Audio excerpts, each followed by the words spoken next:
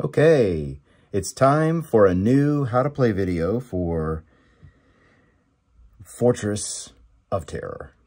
Now, I did one of these maybe a year ago, back when we were doing the print and play version of the Fortress of Terror campaign, but I think it's time to do a new one. We have some updated components since then, and not a lot of updated or changes to the rules, really. It's basically the same game. There are a few things, like I didn't have a companion back then, so we're going to add the companion. I don't believe I used the story cards either, which is really just an optional thing for the game. At least it was at the time, but quite frankly, it really adds so much depth to the game that it's really being treated here in the print version of the campaign here that we're doing here in April 2023.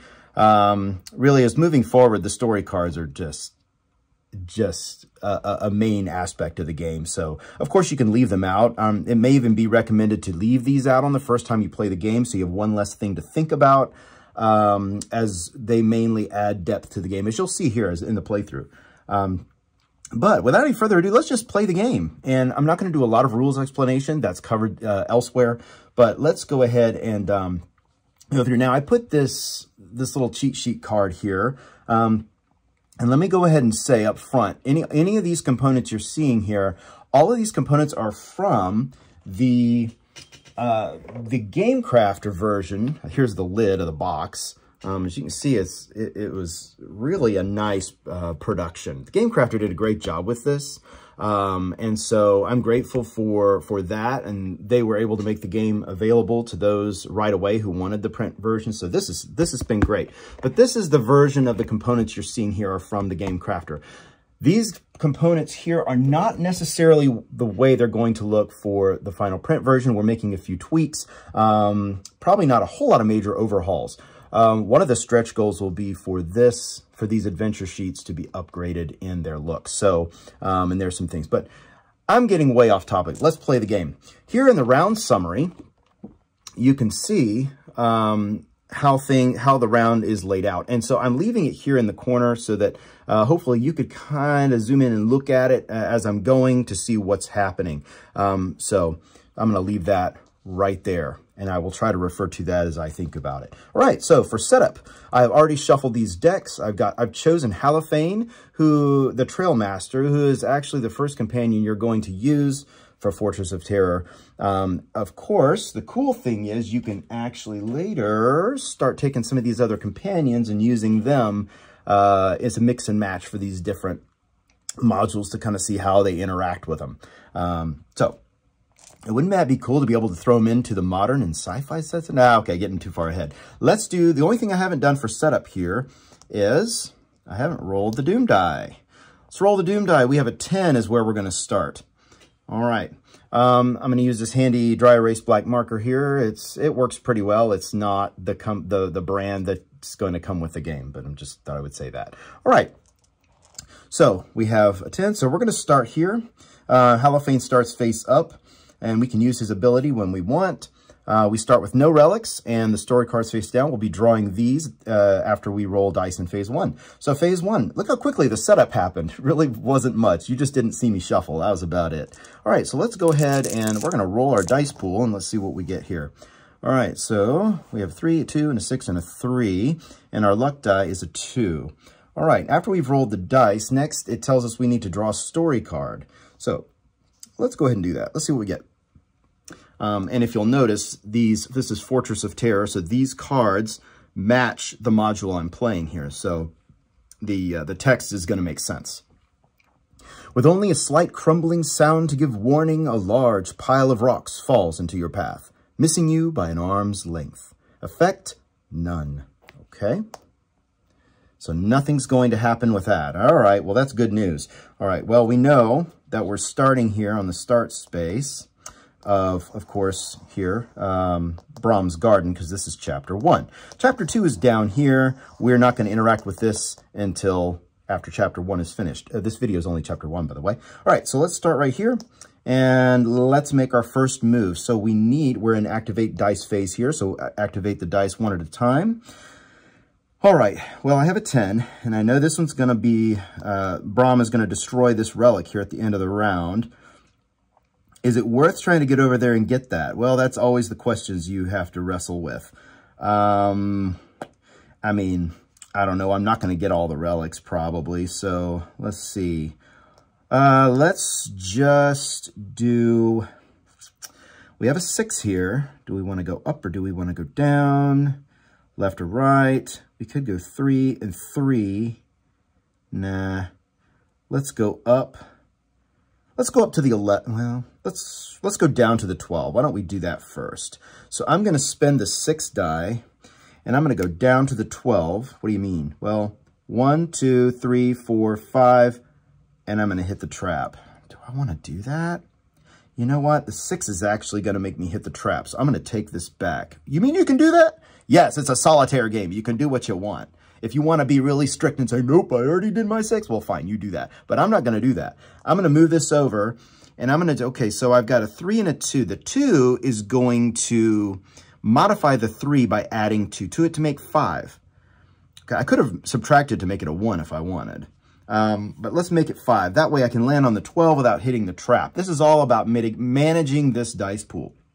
I don't want to hit a trap because I don't want to add another terror this early in the game. So I landed on the 12. After my movement's over, I can draw a relic. Let's see what we get. You ready? And we get the phase belt. During a single movement, move through all barriers as if they do not exist. All right, I'm going to set this right up here, face up. That means I haven't used it yet. That could be very helpful. I can like phase through walls and stuff. That's really cool. All right, so next, let's go. We got, okay, 2 more dice to use, and then I have to discard the 4th. So let's see, which direction we want to head, east or west? I don't want to move into the trap, so, and I can't anyway. I have to move by exact count. Well, I'm not getting this round, even with this. So the next thing that's going to rotate to is 11, so I could set myself up to get up there to the 11 later. And then after that, 12, which I already have. And then after that, it's going to go to the 1. Oh, I don't know. Maybe I'll head west and go towards the 5. I'm not going to spend too much time thinking. 1, 2, 3, because you'll get bored. All right, so that's 3. Now I've got 1 more die to use. I could just move through the trap and say, oh, well, right? I could just try to move further. That might make more sense. Let's just try to move as far as we can with that 6. So we're going to go 1, 2, 3, 4, 5, 6. And I hit the trap. Oh, well. Can't be perfect. If I shake the camera, my apologies. If it's a little wobbly, I'll try not to do that. Okay, so there we go. We hit the 5. I'm going to draw a relic. I do not have a very fancy setup here. All right, frog boots. Move normally up to 6 spaces in a single direction as a free movement. So that's basically just anytime I want, I can just flip this over and go boom, boom, boom, and move as far as I want from 1 to 6. That's really handy. Notice I don't use these right away. They're a one-time use per chapter, so I got to wait till I really need them. And this early, I don't. Okay, boom, done. I discard my final 4th die, and that's the end of the activate phase. This just says relic cards can be used at any time during this phase. So there you go. Enemy's power. See module rules. Well, this particular module, the enemy's power is Braum destroys the number 10 relic. Boom, it's gone. I can never collect it again. It is a lost item, and the space is now blocked. I can never move into that space. Unless, of course, I get a relic that lets me move through blocked spaces. There is one. All right. There's also one that allows me to bring back lost things. So I could use that to get the 10 back if I wanted. If I had that relic, that is. All right, so let's move on. That was quick and easy, so let's go to Impending Doom. Rotate the Doom die to the next higher consecutive number. Now you'll notice in Fortress of Terror, this is almost kind of a learning mission, so it uses the most basic of the rules. You only have the basic relics. You don't have any additional relics for this one. Everything's pretty simple. You're following the basic rules of the game for the most part. So it's a nice one to highly recommend to play this one first, obviously.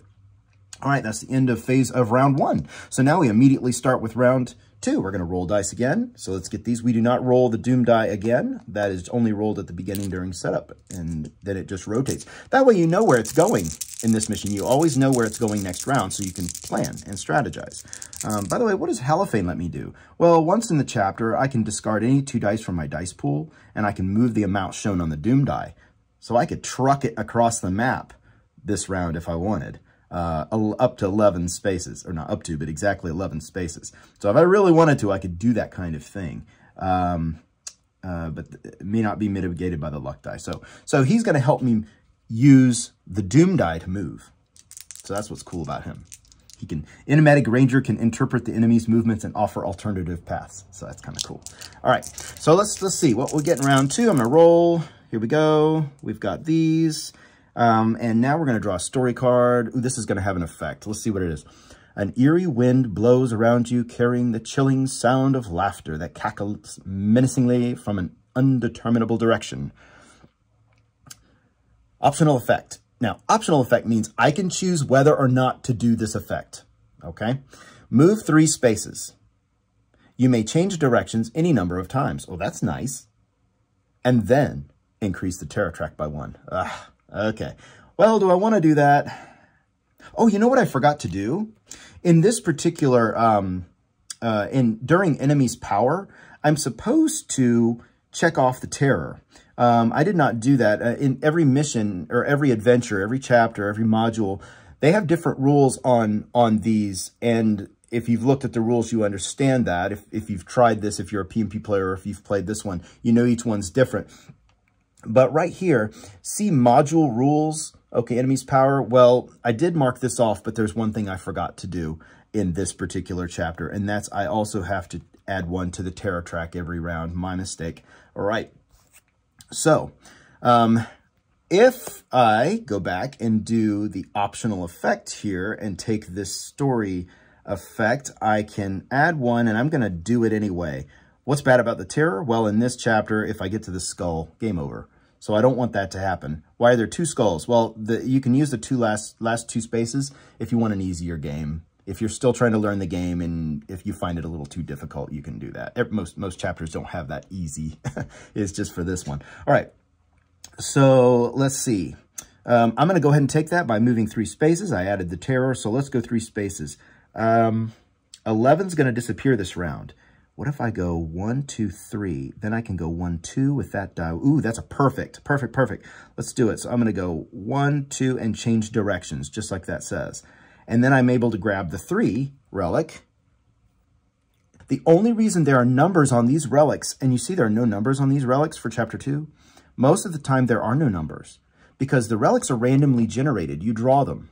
The reason they're numbered is because Brahm destroys one at the end of every round, so you have to know which relic on the map is destroyed. But no relics are destroyed from here. This is just simply a random generator to see which one you get, if that makes sense.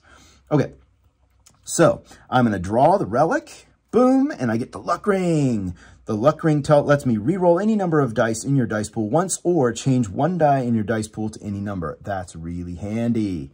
Okay, notice the different ways of mitigating. I'm a big fan. I love luck in games because it's just so much fun to see what's going to, I know the next game's not going to be the same. And I love that challenge of, okay, let's see what life throws at me. And then I'm going to use my wits to maneuver through it. That's fun. However, I like to have a lot of tools in my toolbox to help me maneuver through. Okay, and by doing that, mitigation is very important to me as a gamer and as a designer. So I want to make sure I have lots of ways to mitigate. I've got the luck die to mitigate. I've got these cards to mitigate my situations. So it's all about getting these relics. These really make a big difference. And being able to use my dice with the relics and everything. And the story cards just throw in some cool element that you just don't know what's going to happen. So let's see, moving on, let's go to north, I think is what I decided, right? So that's going to take me 1, 2, just like that. Then now I've got the 11 there. I want to get that because it's going to be destroyed at the end of the round otherwise. Let's see. And next round 12 is going to go. I've already got that, no biggie. So I bought myself some time by getting the 12 a little early. All right. Once I get that, I'm going to need to get the 2 and the 1. They're going to disappear. You're not going to get them all. You're just not. I'm going to tell you that now. Big spoiler. You're not going to get all the relics. Some will be destroyed by Braum, and that's just the way it is. But 1, 2, 3, 4 to the east would set me up to go south to grab the 4. And I have a 4, so let's use it. All right, so we're going to go 1, 2, 3, 4. We're going to grab the 11. Okay, Magic Boomerang. Look, I already have 4 relics. I'm trucking. All right, so collect 1 object within 2 orthogonal, not diagonal, spaces. Ignore blocked spaces in here. Okay, so it's like a throw the boomerang and it brings back an item. That sounds like it's been... Nah, it's never been used before. That's a totally unique concept. All right, so let's see. Let's go south. Can I go south 2 to set up for the 4? I cannot. I cannot. I can only go 3. Can I make the luck die change this 3 to a 0? You can. You can. Why would you want to do that? Because you have to use 3 dice in this chapter. And if you don't want to move, you could use this so that you don't have to move. So it can be strategic. I've done it many times before, but I don't want to do that now. You know what I could do right now? Let's go 1. Stop. Before I do that, I should probably point out to you, if you've never played this chapter in any way, shape, or form, and you're just seeing the game for the first time, you won't know that my goal here is to collect one of these orbs. It would have helped if I'd mentioned that at the beginning of the chapter. My apologies. To win this chapter, I need to collect the Orb of Ice and escape through this gate right here. But to do that, I can only collect the Orb of Ice when it matches this die right here, 11. So right now, the orb is here. Oh, that's why all these orbs are here. John, why didn't you say so? Sorry, I'm telling you now. All right, so right now it's here. Next round, this is going to rotate to a 12, right? So that means it's going to be there. Then the following round, it's going to go to the 1. Then it's going to go to the 2. So the orb is teleporting around, and I need to collect it when it's in this location, matching the Doom die this round. So that's 11. I'm not getting down there this round. Next round, it's going to the 12. I might be able to get that, especially if I use my Magic Boomerang. I was going to move 1 and then use Magic Boomerang to grab the 4. But quite frankly, I'd rather try to use it to get the 12 if I can set myself up to do it. 1, 2, 3. I don't want to move into a trap. What are these little green things, John? These are teleporters. So if I move into that D, it's going to send me immediately down here to that D. Oh, well, John, can you get the Orb of Ice down here? Absolutely, I can. No, you can't, John. You don't have enough dice. True, but I have the frog boots. Watch this. This is why I talk this stuff out. All right, I'm going to get that teleporter. So let's use 3. What if I use that to give me 4? The luck die of 3 and the 1. What if I do that? That would give me 4. 1, 2, 3, 4.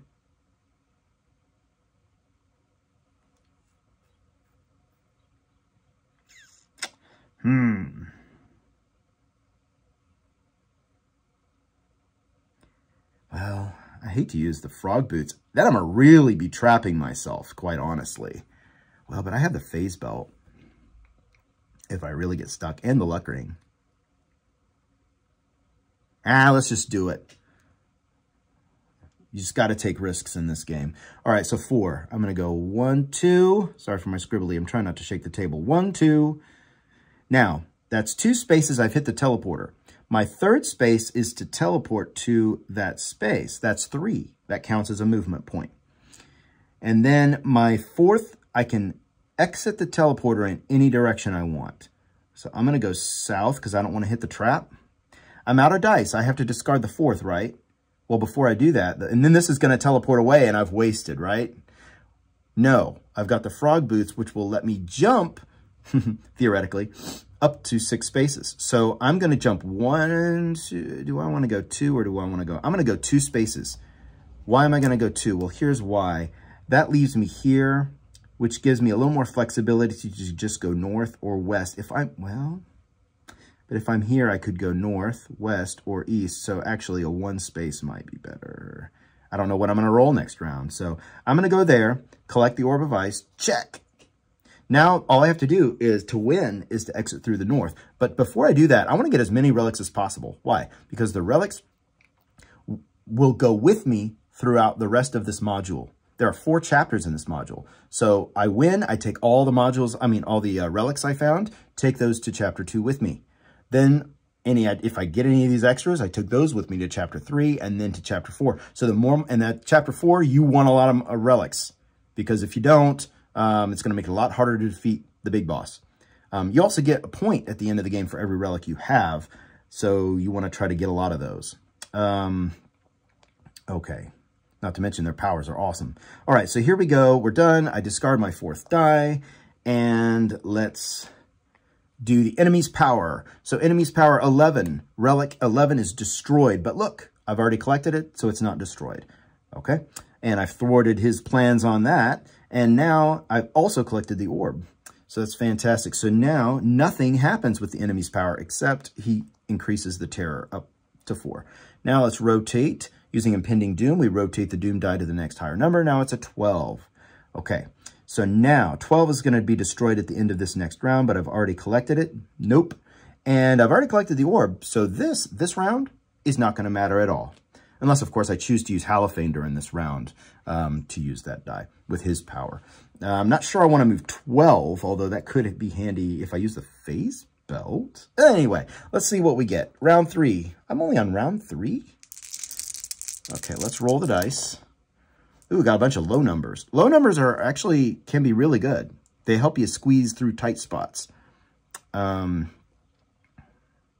Okay, let's draw a story card.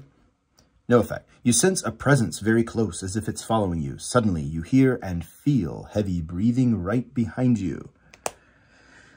That's not pleasant. Okay, but no effect. Let's see. Do I have a 1. Should I just move through the trap and say, forget it? 1, 2. Do I have a 2 and a 3? I can make that a 2. That would take me through the trap, but oh well. Then I could go 3 and get the 7. There's a relic called the Rogue Cloak that allows you to move through any number of traps in one movement without suffering their effects.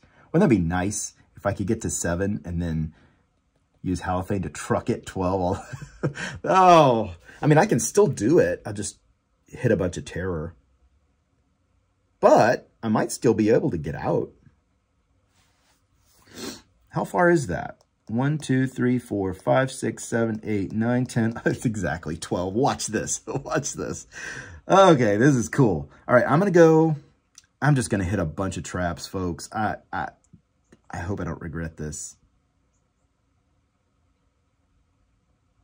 1, 2. Yeah. I don't think I have a choice. All right, let's just hit the trap. I'm about to finish the game anyway. I won't be able to get all these relics because I'm going to run out of time with the terror track. All right, so I hit another terror, hit a trap. Oh, well. I got to go 3 to the west. I'm going to collect that. Well, I don't have to, but I'm going to. I'm going to collect that relic. Travel Helm. When teleporting, move to an unblocked destination teleporter of your choice. Okay. Now, I'm going to truck it all the way up and get relic number 1 in one move. How am I going to do that? Halophane.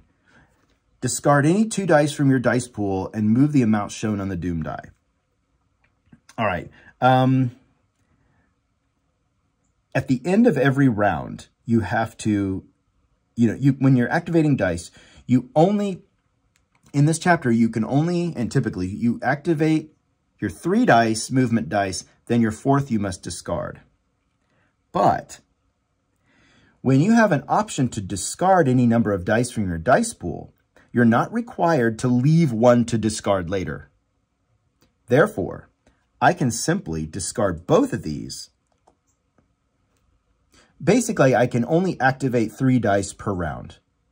the 4th is discarded. So I'm only activating 2 dice. Then I'm going to use Halophane to discard the other 2, if that makes sense. And that allows me to then, it says, discard any 2 dice from your dice pool and move the amount shown on the Doom die. That's a 12. So I can move 12. And we just counted this out. So this is 12. All the way up to there. I hit 2 traps along the way. Wow. I'm limping at this point. Lots of bear traps here. All right. And Halophane disappears into the shadows. All right. Can't use them anymore. I won't need to use them anymore, I don't think. Well, actually, I could, but it's okay. 1, 2, 3. I'm out of dice. So that's the end. So enemy's power, 12, destroyed, nope. Add 1 terror. As soon as I check the skull, game over. So this round, I might want to try to get out. I really need to try to get out. All right, so Impending Doom, this rotates to a 1. I've already collected it. It doesn't really matter. So why would it matter if these are destroyed? Well, if you'll notice, when a relic is destroyed, I can't pick it up. So that's 1 less accessible to me. Well, that's okay. You have all these others. Well, if they're conveniently in my path, what if one was conveniently obtainable and it was lost? And if you're taking your time too much to piddle around in here, even if you're not hitting traps. See, I hit a bunch of traps. That's why my terror is so high. But if I had not, I'd be way down here. I'm just taking my time, taking a stroll. The only problem with that is relics are disappearing. So you can't just take your time. Also, when a relic is destroyed, that space is now blocked. So, and in case you're also new to the game, I haven't mentioned this in this playthrough. It's part of the rules, but these are called crumbling paths. As you walk, the ground gives way beneath you. I know, that's just so cool. But that blocks your movement. So now I can't move through these spaces. So you can box yourself in. If you ever played that old game, what is it, Snafu or something, where you're drawing the little snakes or drawing the little, yeah, it's kind of like that. So you don't want to box yourself in unless there is a relic that allows you to jump over crumbling paths, but that's a different thing. All right, it is now the next round. Let's go ahead and roll the dice. Let's see what we get. We have 3, 2, 6, 1, and the luck die of 2, which allows us to, oh, we got to draw a story card. Teleport to the end and win the game. Nope. There's no card like that. You can't shake the feeling that the ground is moving. Wisps of black smoke snake up from the ground as you pass, seemingly attempting to snag you. -1 to any movement die. Well, and that's an effect, which means it's not optional, which means it must happen. So I need to rotate one of these dice down to the next lower number. Well, let's do one that will benefit me. How can I get out of here? Let's just get out of here because we just don't have time. Well, when teleporting, and I'm not going to be able to teleport this round. There's the magic boomerang, which would be cool. If I can use any number of these, and then they're going to refresh next chapter, so it makes sense to kind of use them if I can. I don't know that I can. Well, I got to get out of here. I don't really see any way to collect more relics. I'm not going to be greedy. 1, 2, 3, 4, 5, and not hit the trap. Then 1, 2, 3 to get out. Easy. No, I'm not going to be using all these cool things, but it is what it is. Again, don't be greedy or you'll lose. So, 1, 2, 3, 4, 5. And then I'm going to use the phase belt. Well, what does it do again? It allows me to move through all barriers during a single movement. A barrier is like a wall, okay? So this wall here prevents my movement normally. These little arrows are telling me that I can exit the map through any of these 3 spaces. So if I just play, I don't have to have exact count. I mean, I can with a 3, but I could play the 6 if I wanted. I'll just play the 3. And I'm going to move through the wall, 2, and 3. I'm off the map. Game over. I've exited the garden and found the orb. Therefore, I win this chapter, and I can continue to chapter 2. I unfortunately only collected 5 relics.